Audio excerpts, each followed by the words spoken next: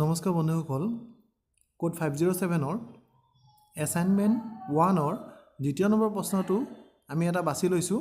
প্ৰশ্নটো হ'ল বিদ্যালয় শিক্ষাত সমুদায়ক একত্ৰীকৰণৰ আৱশ্যকতা কি আলোচনা কৰক। বিদ্যালয় শিক্ষাৰ উন্নয়নত সমুদায়ক কেনেদৰে সন্নিৱিষ্ট বা একত্ৰীকৰণ কৰিব পাৰি, কমেও 5টা ধৰণ বৰ্ণনা কৰক। উত্তৰটো চাওঁ আহক।